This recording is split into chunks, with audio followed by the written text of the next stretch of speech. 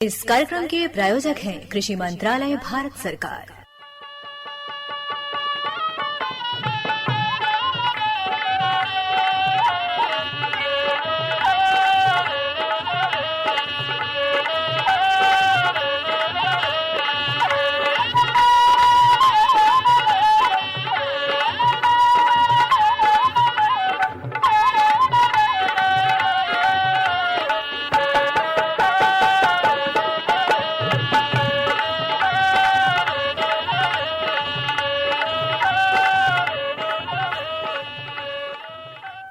भैया बोला जय जवान जय किसान और जय विज्ञान।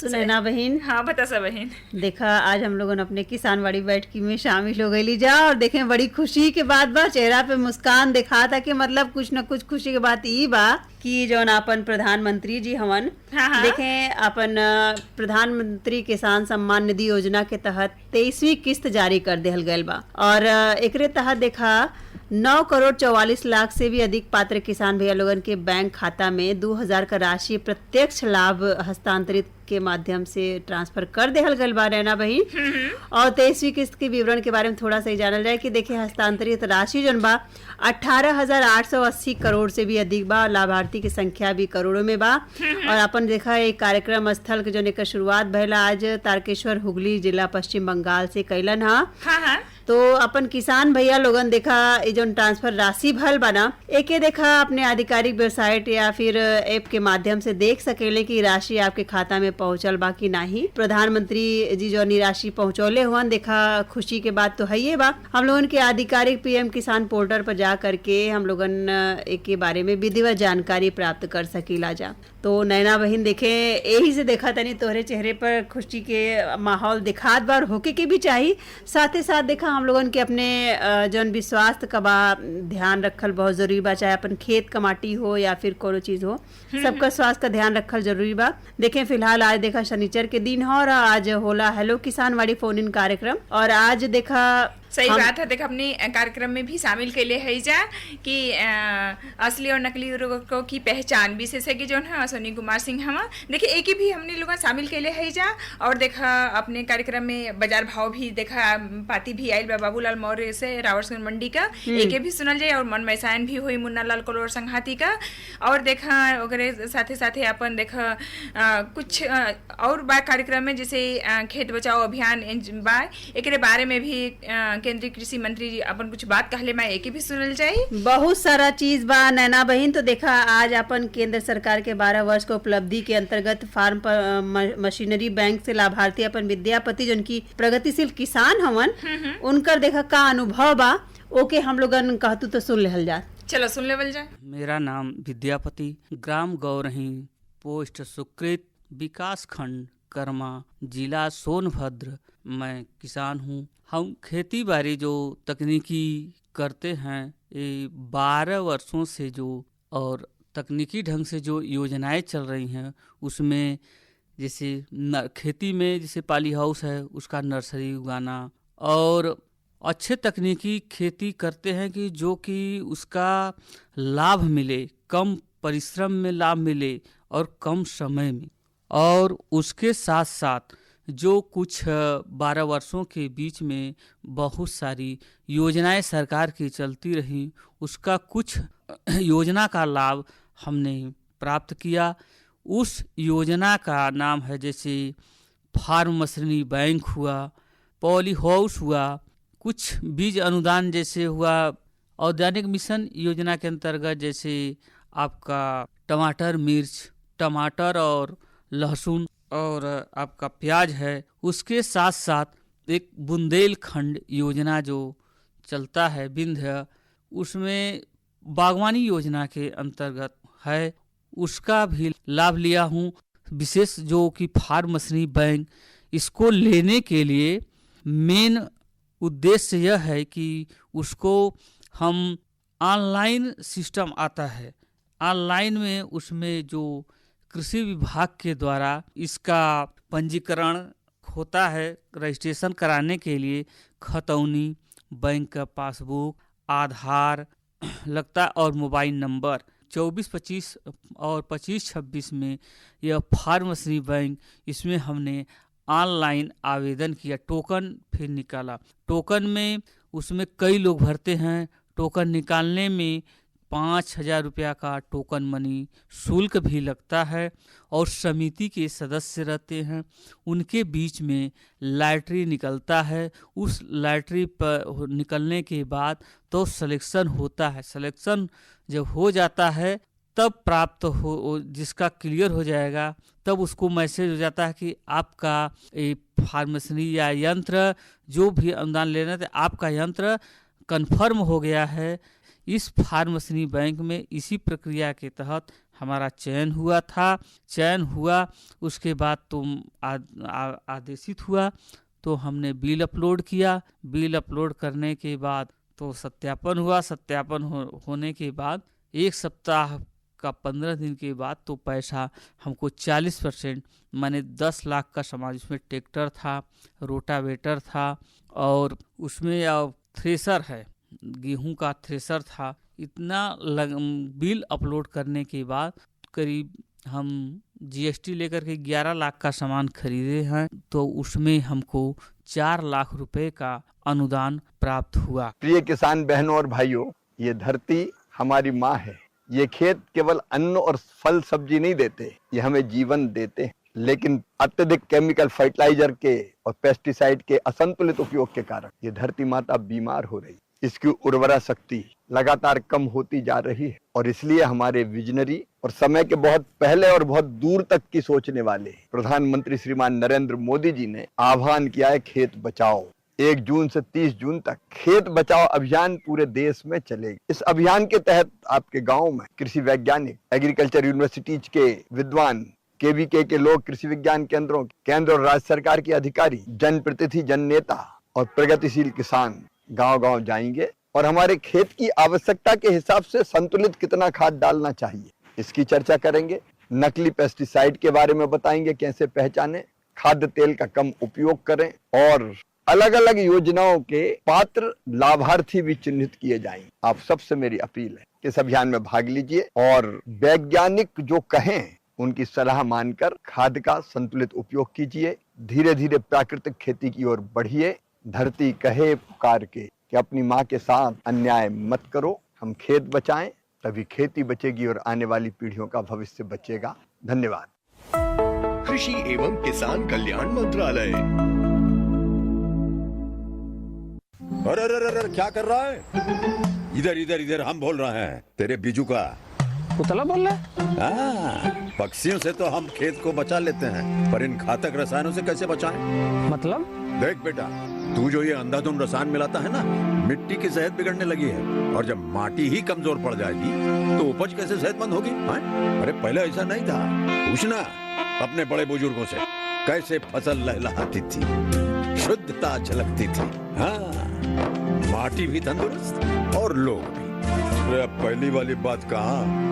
पर अब तो सब यही डाले हैं। सब नहीं, आज भी लाखों जागरूक किसान परंपरागत विधि से फसल उगा रहे हैं। खर्चा कम और उपज की कीमत भी बेहतर पा रहे हैं। सच है? रे बेटे, एक्सपीरियंस से बता रहे हैं। धूप में बाल सफेद नहीं किए हैं। हाँ। ठीक है भाई, मैं भी आज से जैविक खेती शुरू करूंगा। माटी से प्रेम की परंपरा है परंपरागत खेती। हर जोखिम से निकल कर फसल आए, सुरक्षित हो जाए। फसल बीमा से हर किसान अब आत्मनिर्भर हो जाए। संकट के समय प्रधानमंत्री फसल बीमा योजना किसानों के लिए वरदान है। अब सूखा पड़े या बाढ़ आ जाए कोई डर नहीं। अब ओले पड़े या कीट पतंगे फसल खा जाए कोई फिक्र नहीं, क्योंकि हमने लिया है प्रधानमंत्री फसल बीमा। बुआई से फसल कटाई तक हर जोखिम का दावा, न्यूनतम प्रीमियम पर अधिकतम भुगतान का वादा। योजना से हर साल जुड़ रहे हैं 5 करोड़ से ज्यादा किसान। अब आपकी है बारी। नजदीकी कृषि कार्यालय, सहकारी समिति, बैंक शाखा, अधिकृत बीमा कंपनी या जन सेवा केंद्र में स्वेच्छा से करा सकते हैं पंजीकरण। फसल बीमा पोर्टल या फसल बीमा ऐप द्वारा भी कराया जा सकता है पंजीकरण। प्रधानमंत्री फसल बीमा योजना, आपकी फसलों का संपूर्ण सुरक्षा कवच। कृषि एवं किसान कल्याण मंत्रालय, भारत सरकार। तो नैना बहन, हाँ बता सबे। देखा संदेश सुन लीजा हम लोगन। और संदेश के पहले जौन हम लोगन अपन सुनल गयल कि जौन अपन खेत बचाओ अभियान जौन 1 से 30 जून तक मनावल जा रहल बा। केंद्रीय मंत्री जी के बात रहला, सुनल गयल, गुनल गयल। और दूसर चीज़ कि हम लोगन के देखा जब मौसम ठीक रहेला तो बाजार भाव भी सही अच्छा पहुँचेला तो बढ़िया फ़ायदा होला। और मौसम के बात करल जाए तो देखा न्यूनतम 33 डिग्री सेल्सियस और अधिकतम 42 डिग्री सेल्सियस रहला। यही के हिसाब से हम लोगन अपन खेती बाड़ी के देखभाल करल जाए और वही हिसाब से अपन ओकर देखभाल करल जाई तो निश्चित तौर पे बढ़िया पैदावार होई तो बाजार भी बढ़िया भाव मिली। बिल्कुल। तो देखें वही तरीके से हमारे हाथे में पाती भी लागल बा राउसगंज मंडी से अपन बाबूलाल मोर भैया भेजले मैं कहा तो बेच दे। बिल्कुल बिल्कुल। आलू लाल 1100 से 1200 रुपया कुंतल, आलू सफेद 900 से 1000 रुपया कुंतल, कटहल 800 से 1000 रुपया कुंतल, प्याज 1800 से 2000 रुपया कुंतल, टमाटर 2200 से 2500 रुपया कुंतल, नेनुआ 600 से 700 रुपया कुंतल, कोहड़ा 300 से 500 रुपया कुंतल, लंबा बैगन 1500 से 1800 रुपया कुंतल, गोल बैगन 2500 से 3000 रुपया कुंतल, परवल 7000 से 8000 रुपया कुंतल, लौकी 200 से 500 रुपया कुंतल, करेला 1800 से 2000 रुपया कुंतल, भिंडी 500 से 700 रुपया कुंतल, बोड़ा 1000 से 1200 रुपया कुंतल, मूली 1800 से 2000 रुपया कुंतल, लहसुन 8000 से 9000 रुपया कुंतल, धनिया 8000 से 9000 रुपया कुंतल, हरी मिर्च 3500 से 4000 रुपया कुंतल, अदरक 10000 से 12000 रुपया कुंतल, सूरन 5000 से 5500 रुपया कुंतल, पालक 1800 से 2000 रुपया कुंतल, कच्चा आम 3000 से 32 रुपया कुंतल, पका आम 3000 से 32 रुपया कुंतल, गाजर 1800 से 2000 रुपया कुंतल, खीरा 3000 से 32 रुपया कुंतल, चुकंदर 1500 से 1800 रुपया कुंतल, फूल गोभी जो है वो 1800 से 2000 रुपये प्रति सैकड़ा, पत्ता गोभी 2000 से 2200 रुपया प्रति सैकड़ा, नींबू जो रहल है वो 200 से 250 रुपया प्रति सैकड़ा में रहल है। तो बाबूलाल मौर्य भैया के भी धन्यवाद बा। आप देखें हेलो किसानवाड़ी फोन इन कार्यक्रम में आज देखें असली और नकली उर्वरक का पहचान विषय पर विशेषज्ञ अश्विनी कुमार सिंह जो उनकी विषय वस्तु विशेषज्ञ हवन कृषि विभाग सोनभद्र के। तो देखा अपन किसान भी वालों की का समस्या बा और का मतलब इस समस्या के बारे में कैसे समाधान पावत हुन तो चलो सुनल जाए। चलो सुन लेवल जाए। किसान भाई लोग देखें हम लोगन खेती बाड़ी से जुड़ल है और यदि हम लोगन खेती करत ही और खेती में अक्सर हम लोग रासायनिक दवा और रासायनिक उर्वरक का प्रयोग करीला, लेकिन रासायनिक उर्वरक के हम लोगन पहचान नहीं पाई कि कौन असली रासायनिक उर्वरक है, कौन डुप्लीकेट यानी नकली रासायनिक उर्वरक है, ओकर पहचान हम लोगन कैसे कई सकीला। आज देखें शनिवार का दिन है और आज अपने किसान वाणी कार्यक्रम में हम लोगन लेकर आईला हेलो किसान। और आज देखें हमारे साथे स्टूडियो में हम अश्विनी सिंह साहब जौन की विषय वस्तु विशेषज्ञ कृषि विभाग सोनभद्र से आप हम और आज आपसे ही हम लोगन जानब कि कैसे हम लोगन नकली रासायनिक उर्वरक का पहचान कर सकीला और असली उर्वरक का है ओके कैसे जानी हम लोगन ओकर उपयोग कैसे करी आ एकरे साथे साथे रासायनिक उर्वरक के कम कई का प्राकृतिक खेती की तरफ कैसे हम लोगन बढ़ी ए पर भी बातचीत हुई। अश्विनी सिंह साहब नमस्कार, आपका अपने किसान वाणी कार्यक्रम में बहुत बहुत स्वागत बा। ये बतावें कि जवन अपन किसान भाई लोग खेती बाड़ी से जुड़ल बा वो जवन असली रासायनिक उर्वरक बा ओके कैसे जानाए और नकली और असली का पहचान कैसे करें। बहुत बहुत धन्यवाद सभी किसान भाइयों को हमार प्रणाम बा। नकली और असली रासायनिक उर्वरक पहचानब बड़ा मुश्किल बा और एकर पहचान करे बदे कुछ जौन हो परीक्षण हम किसान भाइयन के एक जौन है कार्यक्रम के माध्यम से हम बताई। उससे पहले किसान भाई आप सब लोगों से एक निवेदन बा कि खेत में जौन असली और नकली रासायनिक उर्वरक बान इससे आपके जौन है बहुत नुकसान बा। खासकर जो हमार बहुत सारा दुकानदार आप लोगन के असली के नाम पे नकली उर्वरक दे देथन, आप लोगन के पहचान का विधि नहीं पता बा। उसे का होला कि दाम तो आपसे असली रासायनिक उर्वरक के लिए हैं लेकिन आपके नकली दे दी है, उसे आपके जो है खेत भी खराब हुई, आपका फसल भी खराब हुई और आपके जो है आर्थिक और जो है आपके उत्पादन में भी काफी कमी आई। बिल्कुल सही बात करत हुआ। कहीं न कहीं अपने किसान भाई लोगन के नुकसान ज्यादा उठावे के पड़ जाला अगर नकली उर्वरक मिल जाला। तो देखें अश्विनी सिंह साहब एक फोन भी आए गल बा हम लोगन के कार्यक्रम में। हाँ भैया, हेलो। हाँ भैया। हाँ हाँ प्रणाम भैया। आप कहाँ से बोलत हो, अपन नाम भी बताओ। हमार नाम राम सिंह डॉक्टर। हमार दो पाही है, एक मुंगहरी और एक पटेहरा। बिल्कुल राम सिंह भैया, आपका बहुत बहुत स्वागत बा अपने हेलो किसान कार्यक्रम में। देखें आज हमारे साथे अश्विनी सिंह साहब आयल हम अपने स्टूडियो में जो उनकी विषय वस्तु विशेषज्ञ आप हम कृषि विभाग सोनभद्र का।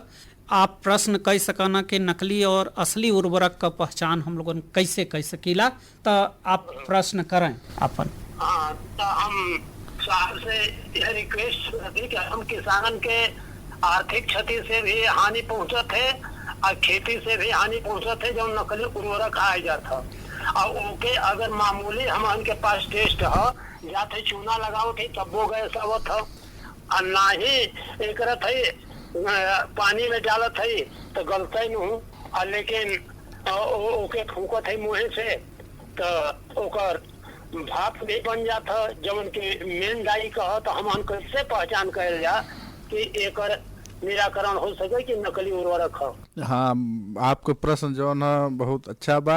हम जो है एक एक जो हमारा महत्वपूर्ण रासायनिक उर्वरक बा जौने में विशेष रूप से यूरिया, डीएपी, एसएसपी, एमओपी और जिंक सल्फेट, ये सब का हम बारी बारी से आपके जो है पहचान का तरीका बताती। आपके प्रमुख प्रश्न डीएपी से है, खास की डीएपी ही वर्तमान में सबसे महंगा जो है हमारा रासायनिक उर्वरक बा। तो आप देखिए कि जब डीएपी आप लिया तो जो पहचान आप देखिए तो दाना बहुत सख्त होला, आप देखें कि एकदम बिल्कुल हार्ड रॉक के रूप में रही, और ये अलग अलग कंपनी के, कोई के भूरा वाला, कोई काला वाला, कोई बादामी रंग का वाला, अलग रंग के वाला ही ये आपके जौन आपकी जो नहीं आपके देखे के बा। और जौन आप एक अब परीक्षण कैसे होई कि असली है कि नकली बा, तो एक परीक्षण करे के आपके सबसे अच्छा तरीका बा कि डीएपी के आप दाना जौन भी आप ले ली हैं ओके आप जौन है कोनो चीज़ गरम करके और फिर आप 2-4 दाना आप ओकर रख दी हैं तवा पे या कोनो चीज़ पे, आप देखिए कि वो गरम होने के बाद वो दाना हल्का हल्का फूले लगी। अगर वो दाना फूलत है तब आप जान जी हैं कि वो डीएपी है, असली डीएपी। अगर वो दाना आपको फूलत नहीं है वैसा ही है तो आप जान जी हैं कि नकली डीएपी है। ये चीज आप घरे कर सकलन। अब जैसे दुकान पे आप पहुंचलन, दुकान पे ही आपके परीक्षण करे के बाद कि हम दुकान पे ही जाने की असली या नकली है, तो आपके बहुत सरल सा एक तरीका बा कि आप जो तम्बाकू खाए वाला चूना होला, आप वो चूना जैसे 2 या 4 दाना आप खाद के लेलन और चूना जो है ओके मिला, इसे लोग सुरती खाला वो तरीके से रगड़िए अपने हाथ पे या कहीं भी, तो आप देखिए कोमिन बहुत जो है एक तीक्ष्ण गंध आई। एक तरीका और आप देखिए कि जैसे आप वो जो डीएपी अपने हाथ पे ली हैं तो अगर वो नाखून से आप ओके जो है खुरची हैं तो ओकर रंग जो है आसानी से आपके उंगली पर न लगी, बहुत आसानी से उंगली पे आपके न लगी। अगर नकली उर्वरक रही तो जरूर कलर कर रही, जब कलर कर जब आप ओके नाखून से खरोची हैं तो ओके जरूर कुछ न कुछ अंश आपके नाखून में लग जाये। तो आप एक दुकान पे जो है 2 विधि से आप जो है आसानी से पता कर सकलन कि असली या नकली है। बिल्कुल राम सिंह भैया, आज अपने हेलो किसान कार्यक्रम में आप फोन कैलें, आपको जौन समस्या रहा है ओकर समाधान भल, एकरे बदे आपके बहुत बहुत धन्यवाद। किसान भाई लोगन के ही तरीके का तमाम समस्या आवत रहा है। अच्छा ये बतावें कि अभी तो डीएपी का हम लोगन बात कैली, लेकिन अगर यूरिया नकली बा तो वो यूरिया के हम लोगन कैसे पहचान सकीला? अब जो न हम बारी बारी से आपके या अपने समस्त श्रोतागढ़ जो हलो किसान के बाद उनके हम बतावे चाहते कि सबसे पहला चीज यूरिया। आप देखें कि यूरिया अब पहले तो अलग अलग कंपनी के नाम से आवता था, अब सभी जो खाद है वो सभी एक तरीके के बोरी में आवा था जी। तो आप देखिए कि यूरिया के पहला देखे में ही जब आप यूरिया आप ली हैं तो ओकर दाना बिल्कुल सफेद और बिल्कुल गोला गोला समान आकार के हुई जी। पहला नजर में ही आपके परीक्षण में आपके दिख जाये। अगर आपको परीक्षण करे का कि यूरिया हमारा असली या नकली है तब आप वही दुकान पे रहें, कहीं कोनो छोटा सा ग्लास में पानी ले लें थोड़ा सा जी। और वही यूरिया खाद के जो है 4-6 दाना 10 दाना 20 दाना वो पानी में मिला दें। पानी में आप जब मिला दी हैं तो यूरिया पूरी तरीके से घुल जाए, बिल्कुल घुल जाए जैसे नमक घुल जाला जी। और घुलने के बाद ओकर घोल जो है ठंडा होला, आप उनमें जब हाथ डलिए तो आपके लगे कि आपके ठंडक महसूस होता जी। अगर ये तरीके से आपके दिखी तो आप मान ली है कि 100% आपके खाद असली है जी। अगर आप ये चीज मान ले कि दुकान पे नहीं कर पुलन, आप वो खाद के घरे लेके अलन, घर पे कोई कह दिले कि भैया ये जो खाद लिया भी असली या नकली है तो आपको परीक्षण कैसे करिए, तो एक परीक्षण तो आप वो तरीके से कर ली है। दूसरा परीक्षण ये है कि आप जो है अपने घर पे कोनो गैस पे कोनो तवा आप गरम कर ले हैं, वही पे जो है आप ओकर 4-10 दाना आप यूरिया के जो आप बैग लाल हन आप ओके ऊपर रख दिए। अब देखिए कि 2-4 मिनट बाद पूरी तरीके से वो जो है खाद गल के उसी तवा पे खत्म हो जाये जी, कोई अवशेष में न रही। अगर ईद दिखल तो आप मान ली है कि आपके 100% जो आपके खाद मिलल है वो बिल्कुल शुद्ध हुआ है। एकरे बाद हम लोग डीएपी पे चर्चा कर ले गल। अगला खाद हमारा सिंगल सुपर फास्फेट जी, चूंकि वर्तमान समय में आप देखिए कि डीएपी और सिंगल सुपर फास्फेट ये दो ऐसा खाद है जो फास्फोरस बदे फास्फोरस के आपूर्ति करे बदे सबसे महत्वपूर्ण खाद है। सिंगल सुपर फास्फेट डीएपी जैसन ही हुई जी, बिल्कुल डीएपी जैसन हुई, डीएपी जैसन आकार, डीएपी जैसन कलर आपके मिली। अंतर इतना है कि सिंगल सुपर फास्फेट में आपके जो 16% फास्फोरस पावल जाला और जो आपके डाई अमोनियम फास्फेट में आपके 46% फास्फोरस पावल जाला। डाई अमोनियम फास्फेट में आपके 18% नाइट्रोजन पावल जाला, लेकिन सिंगल सुपर फास्फेट में आपके नाइट्रोजन छोड़ के आपके जो है सल्फर जो है कुछ मात्रा में पावल जाला जी। अब एकर सबसे महत्वपूर्ण बिंदु आप किसान भाई कृपया जो है बहुत ध्यान से आप एक सुनिए कि सिंगल सुपर फास्फेट और डीएपी में अंतर का परीक्षण के दृष्टि से आप जब डीएपी के आप ओके तवा पे जब आप गर्म करी हैं तो वो आप जो है ना ओकर दाना फूल जाये जी। अब सिंगल सुपर फास्फेट के जब आप ओके तवा पे गर्म करी हैं तो ओकर दाना जो है गर्म होने के बाद फूलत नहीं है। ये बहुत महत्वपूर्ण पहचान है सिंगल अंतर विवाह जी, अंतर विवाह दोनों में कि ये पहचान विवाह की डीएपी है कि हमारा सिंगल सुपर फास्फेट है। बिल्कुल डीएपी फूल जाये जो सिंगल सुपर फास्फेट बा वो ना फूली। हाँ। तीसरा और सबसे महत्वपूर्ण खाद हमने यहाँ जो हम किसान भाई जो हमारे तीनों मुख्य पोषक तत्व है नाइट्रोजन, फास्फोरस, पोटास, और पोटास है muriate of potash. Muriate of potash आप देखिए तब एक लाल रंग का हल्का लाल रंग के वो जो है ना खाद होला, सफेद और लाल दोनों। जैसे लाल जैसे सफेद नमक में लाल मिर्च पाउडर आप डाल दें तो लाल और सफेद रंग का वही तरीके से आपके म्यूरेट ऑफ पोटास मिलला।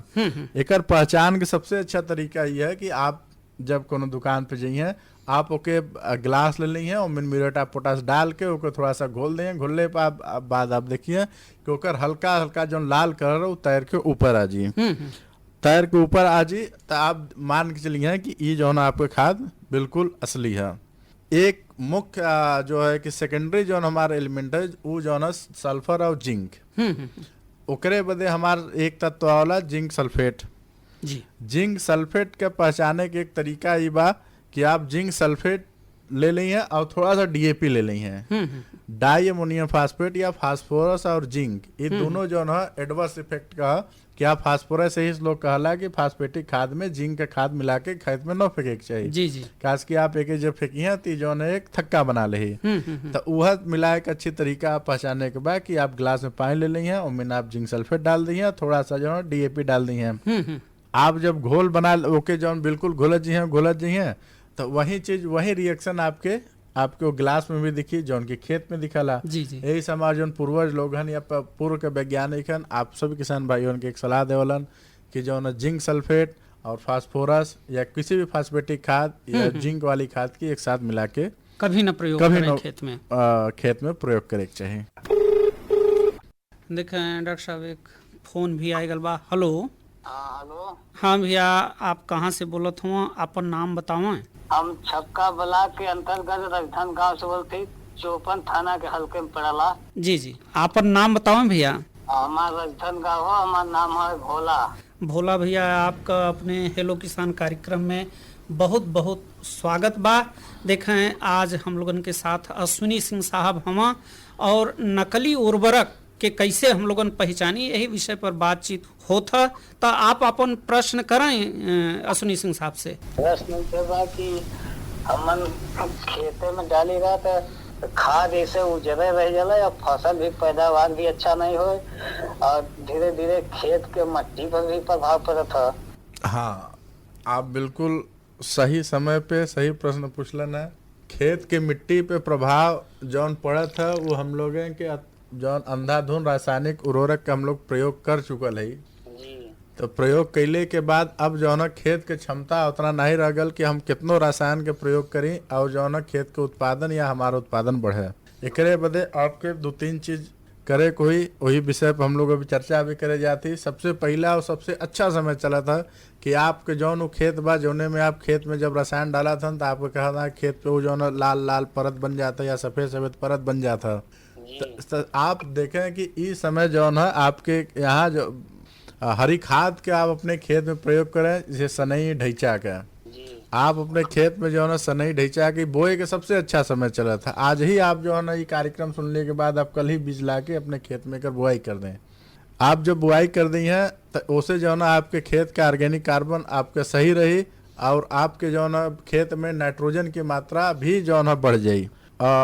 दूसरी बात ओकरे बाद आप जो कहा था कि एक समय अब आ गया है कि हम अपने खेत में अत्यधिक रासायनिक उर्वरक के प्रयोग के लिए ओकरे जगह पे हमने के प्राकृतिक खेती के करे के समय आ गल। प्राकृतिक खेती करे के मतलब बस इतना है कि आज से लगभग 30 या 35 साल पहले जैसे खेती होत रहल, उनमें कुछ नया नहीं है। बस इतना है कि जौन आज से 35 साल पहले खेती होत रहल वही तरीके से अब हम खेती करब, बस इतना चीज बा।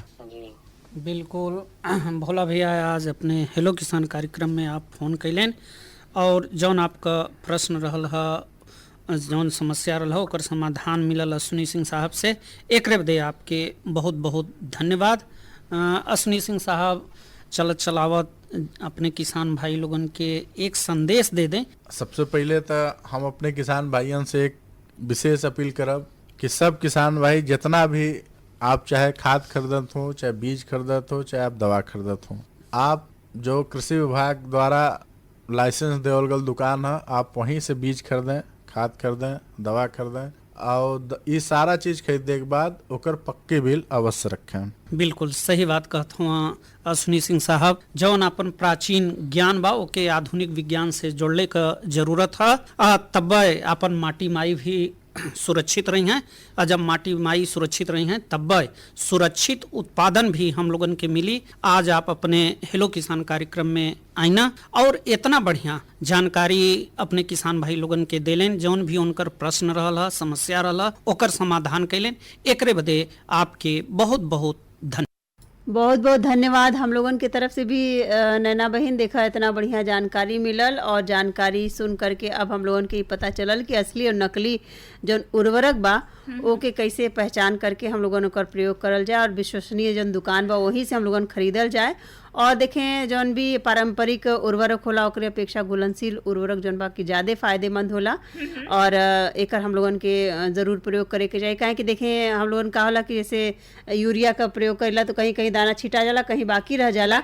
और जैसे स्प्रिंकलर या फिर ड्रिप सिंचाई के माध्यम से अगर घुलनशील उर्वरक का प्रयोग करेला हम लोगन तो देखें जड़ के साथ साथ पत्ता, मतलब हर चीज़ पे एक समान जौन बा की उर्वरक पड़ेला और पैदावार बढ़िया होला और एक समान जौन बा की उत्पादन होला। तो अभी के साथ आज के अपन बैठकी समेटे के भी बखत हो रहा बा, तो चलल जाए। भैया बोला जय जवान जय किसान जय विज्ञान।